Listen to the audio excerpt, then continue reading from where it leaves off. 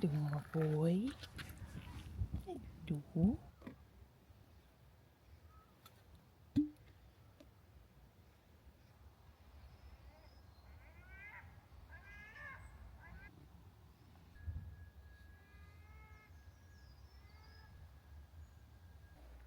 Good morning. Welcome to the vlog and my own personal heat hell. Can you tell by my haggard hair? I can't remember the last time I properly opened the blinds because everything is too hot. Anyway, welcome to the vlog. Have I said that already? Welcome to a new week. It is actually Wednesday, so I'm a bit slow in starting this one. But I am about to go on a call with Alison from the chemistry clinic from Strathclyde Uni. And where's all my notes? Because I have a lot to ask her. I doubt we'll get through it all, but we can try. Right, hold on. Second meeting in a row that I've been early. I was paranoid that I'd got the wrong time, but the reminder on the email definitely said 10. Hello. Hi. Hi, how you doing? I'm fine, thanks. You? I'm good, thank you. Thank you. Helpful. So obviously you've reached out to sort of find out really about the chemistry clinic. Yeah. Maybe if I just tell you a little bit about how sort of what that is and how it's worked. So so the chemistry clinic was formed actually quite a few years ago by two colleagues in the department. So I'm the director of knowledge exchange in the chemistry department at Strathclyde. So I'm looking after it. But basically, what we do is I reach out obviously to colleagues in the department to if there's something in somebody's particular area. What we will typically do is obviously see if there's something appropriate that they could get involved with. Yeah. But we look at seconding. I mean, in terms of our department, we have lots. I suppose a lot of the chemistry clinic things that have come in over the years have been very much around materials and materials characterization. Yeah. We can do things around like you're talking about improving formulations. So we have expertise, for example, in like statistical methods, like design of experiments. That's sort of a statistical method that allows you to vary in a very systematic way. I think the main one for me will be, like the kind of ingredients innovation side of things. I don't have a specific project yet, but I was thinking from what you've told me, like I'll go away and kind of like really narrow it down, and then what would then be the next steps? Like, do I come back to you and say this is my idea that I would love for us to like work through, and then you would suggest what's best to do next? Yeah, you too. Nice to meet you. See you later. Right, bye. Bye. Ah, that was good. I'm excited. I've no idea what my project's going to be, but that's, yeah, good. Right, I'm going to go and finish my breakfast.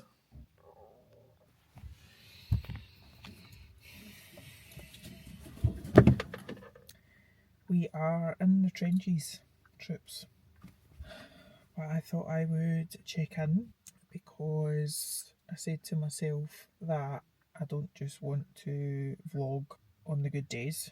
And I realise that's a bit ironic / contradictory because countless times that I've been on here crying and just watching a man in a car in front of me watching me talk to you.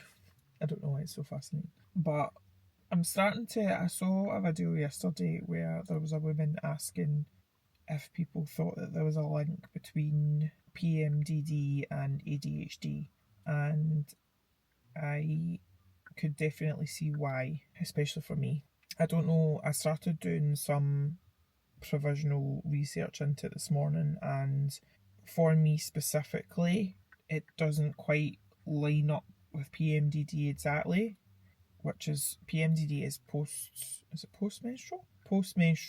Premenstrual dysphoric disorder. So basically that's like PMS on steroids. But and with ADHD, you do experience extreme emotional sensitivity at the best of times. So that would explain a lot of why I am the way I am. But talking about ADHD, I have had to follow up with St Andrews again for the third time. because I still haven't had, never mind a diagnosis, I still haven't had the third appointment that I was meant to have with both the psychologist and the psychiatrist. And the lack of communication actually has been really, really disappointing and frustrating, especially when they know that they are dealing with people such as myself who gets extremely anxious in the waiting period in the unknown. So I'm not very happy with them, to be honest. What else has been going on? I found out that I owe HMRC £9,000, which is great. I also had to do, I don't understand really what a confirmation statement is for Companies House. I had to do one, I did one in April, and apparently that only covered 25 and 26. And now I had to do another one today, which supposedly was overdue, and they get you to, so basically it's like what it says in the name, you just have to confirm details about your business, and they then charge you 50 quid for the privilege. I feel like that's all I talk about. All I talk about is money and struggling, and I don't know how to break the cycle. I just feel like it's Groundhog Day. It's like the same shit, different day. And then I was in getting my blow dry there. And please don't come at me when I'm talking about money, and I bet you're thinking, how can you justify paying for a blow dry? Like, I need something to make me feel good about myself, because at the moment I'm having a really, my relationship with my self-image is not good. So, but anyway, I'm not justifying myself to anyone. I was in for my blow dry there with Cheryl, and of course, as hairdressers do, she was asking me, well, she's just came back her holiday, and she was asking me if I'm doing anything, and like, I'm not. Like, the last time I was abroad was in 2019. I don't even know if my passport's still valid, to be honest. I'm going to Aviemore with my mum and dad and Nicola and Garth and Blaine at the end of July for a few days. But, like, I want to travel, I want to visit new places. But how do you do that when you've got no money? And I just feel like all my money is going to other people and paying off debt, and sometimes I catch myself, like, I'm full of so much resentment that I'm literally poisonous. It's like that saying about resentment is like drinking poison and expecting the other person to die. But like, even stupid things, like yesterday I was in the gym and this blonde bimbo, that's what she was, that's all I can just imagine, that comes in, and then all the men in the gym, you would think, it's like, she wasn't even, in my opinion, she wasn't particularly attractive, but she comes in with a, bearing in mind it's like the most roasting day ever, so the gym was like, I don't know how many degrees, I'm sweating my arse off, but she comes in with the hair down and the extensions and everything, full face of makeup, and it just enraged me.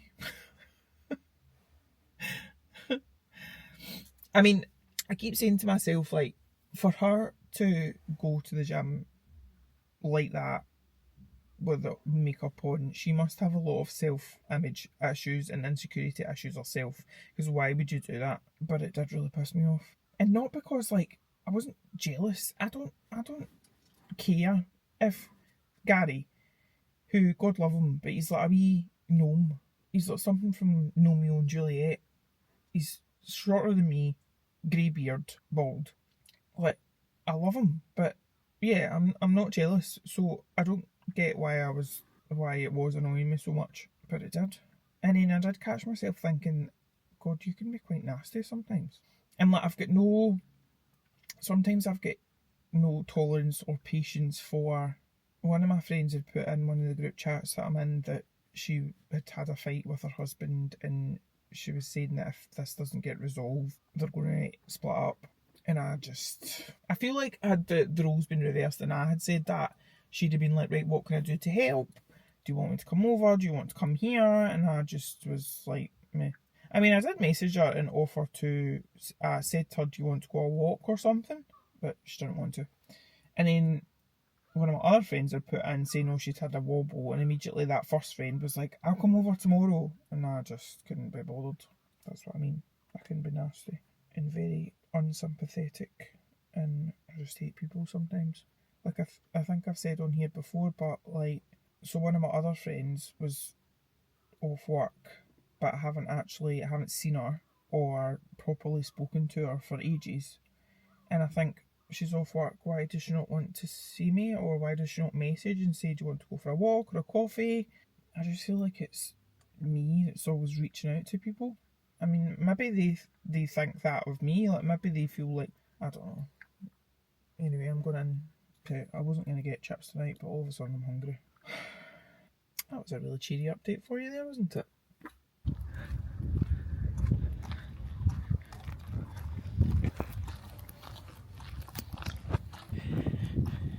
Guess where I am again.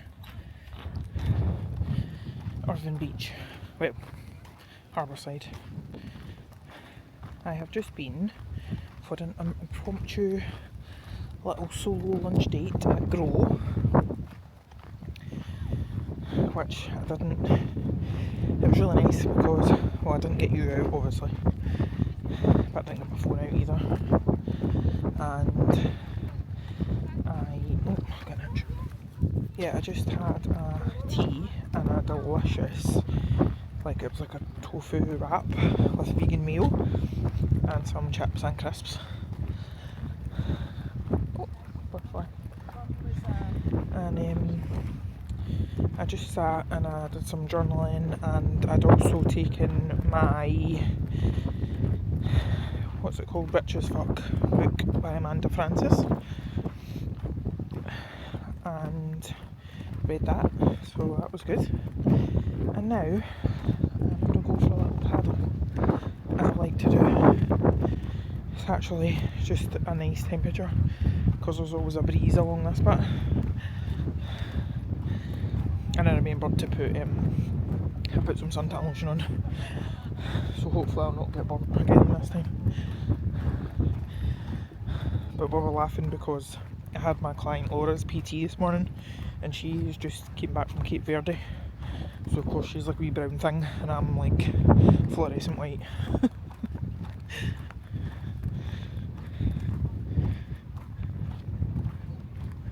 People are always jumping off this bit along here. Hello, it's Saturday, and this morning I went for a facial and some cupping, and of course my hair is now a greasy mess. I didn't think that one through when I was booking it on a Saturday, only 2 days after my blow dry. But anyway, I have news. So, long story short, I am officially confirmed as ADHD. Unofficially, I am autistic ADHD, but they being St Andrews didn't diagnose the autism side of things because that's not what I was being assessed for. But long story long, I will read you what Dr. Fiona Sturrock sent me. So, sorry to keep you waiting so long. We have been having lots of discussions about your assessment, and I've also called in another psychologist and psychiatrist to confer with. As I said to you when we met, your case is tricky because there are no clear childhood symptoms, and ADHD is a developmental disorder and not something that just appears in adulthood. However, we strongly suspect you had autism, although not assessed for or diagnosed, and sometimes when we see people with autism, it's as if the autistic traits mask the ADHD in childhood. The picture can shift as people get older, and sometimes the ADHD symptoms are more evident later in life. We've also considered that you had a lot of structure and scaffolding in childhood and likely thrived when predictable routines were in place for you. In adulthood, when you have had to implement your own routines, this can be difficult, and then ADHD symptoms can also be more noticeable. We have also taken a long time to thoroughly think about you as we want to get it right for you. We have come to agreement that you reach threshold for a diagnosis of ADHD and that you also likely have autism. I'm not sure if you're familiar with the term ADHD from your reading. It's when someone has both and how it presents is slightly different from straightforward ADHD or straight autism. We can't diagnose you with autism without assessment, but I think it's important that we communicate this as a probable co-occurring condition, as it also likely helps explain why your case has been so tricky. You will receive an ADHD diagnostic confirmation letter in the next few weeks, followed later, approximately 4 to 6 weeks, the full written account of the assessment. We'll also send out some resources for you. If you have questions, just get in touch with the practice. If you're looking to discuss trial and medication, get in touch with admin who can set up an appointment with a psychiatrist. So there we are. A few people have asked me, so I got that through yesterday, and yesterday evening actually, 11 minutes past 7. And a few people have asked me how I've been feeling about it, and I don't know.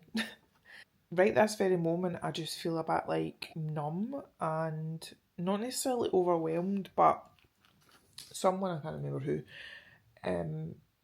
said to me that it's almost like you go through a grieving period because, and I can totally see what they mean, but it's like you're grieving for the life that you have lived up until now that's not been true to you. So, and I don't know why I'm getting upset. I just think it is true enough. I've spent 38 years of my life literally being a square peg, trying to force myself into a round hole. I now need to try and unravel all of that and basically learn how to live a life that's best for me. And then it is a bit much, and it does get overwhelming because I was reading up about ADHD, and it is so exhausting because it's I was trying to explain this to Mum earlier on, and I don't think I probably wasn't explaining it very well, but she didn't really understand what I meant. But it's like the two things butt heads. So on one hand, the autism side of things, you want structure, you want routine, predictability, but the opposite of that is the ADHD wants novelty, the dopamine, the whatever else. And I think that does explain why I'm exhausted all the time, because it's just a lot. Hold on, I'm not ignoring you, I'm just... Let me try and find some examples of what I mean. For example, push and pull of ADHD, wanting the opposite things at the same time. So wanting plans far in advance and feeling trapped once plans are made. Rehearsing conversations in my head and still overthinking them afterwards. Needing everything organised a certain way but constantly creating new systems. Feeling bored without stimulation, becoming overwhelmed by too much noise or activity. Loving people deeply, needing long periods of alone time to recover. Collecting hobbies and interests, struggling to maintain daily routines. Wanting spontaneity but needing time to mentally prepare. Talking non-stop when excited, going completely silent and overwhelmed. And this is the main one. Wanting to be understood but struggling to explain what's wrong. This is actually a post that I shared earlier on. It says ADHD is a lifelong tightrope walk between chaos and exhaustion, between feeling too much and nothing at all. It's like having one foot on the gas pedal and one on the brake at the same time. You're either overstimulated, understimulated, or both at once. Your mind races with with 1,000 ideas, but your body freezes. You crave connection. You get drained by the smallest interaction. You want structure, but your ADHD rebels against routine. You want freedom, but your autism needs predictability. It's not just confusing, it's exhausting. You wake up already overwhelmed. I do every single day. The world feels too loud, too bright, too demanding. The sounds, the textures, the expectations, everything presses on you at once. And while your ADHD wants to start 10 things, your autism panics because nothing feels right or safe. You try to mask it, force yourself to appear normal. And that masking, it costs everything. It drains your energy, numbs your emotions, and chips away at your sense of self until you can't remember who you are beneath the performance. ADHD is horrific because it's a constant contradiction. It's horrific because no matter how hard you try, you rarely feel like you belong anywhere. Yeah, it's just a lot. It does explain why I'm always like that. Anyway, it's currently 6:30 on a Saturday night. That ADHD side of me is like, I should be doing something. And the autistic side of me is like, I just want to curl up into a ball. I'm actually going to... I've got my laptop here. I'm going to do one bit of work because I'm really determined to not work on a Sunday, so we'll see how I get on. Good morning. It is Tuesday, and you guessed it, I am just on to close this vlog off. I'm feeling weirdly anxious. Like, it sounds ridiculous, but so the cleaner, which if you've been watching the vlogs, I mentioned, was it the last one or the one before, I had noticed that some things had gone missing in my house, including my good charger, which I'm really missing. And the last time the cleaner came, it was a different cleaner, but it's that cleaner that's coming this morning. And I don't know, I'm anxious about that because I don't want it to be awkward. But then I'm also anxious because she's meant to come at 10 and it's now, I don't know what time it is, it's now like 9:30. And she always comes, depends on whether she gets the bus or she's taken to arriving on an electric scooter. Depending on if she makes her own way here, she usually gets here about 20 and 1:45. And I find myself in a fluster because if you've had a cleaner in your house, you'll know it's really, really awkward. Like, you feel awkward in your own house because you feel like you're getting in their way and stuff. And I'm sure I'll feel better after I've had something to eat, but I also went to put my toast on there and it was covered in mould, and I just had to pick it off because I don't have anything else to eat and I need to go for a job. I'm very aware this is first world problems, but anyway, I'm going to go now. I'm going to have something to eat. I'm going to try and chill out, and thank you for watching. I need to charge you actually. I see you can't see, but I can see up in this corner. The battery is low. Yeah, I will see you in the next one. Bye.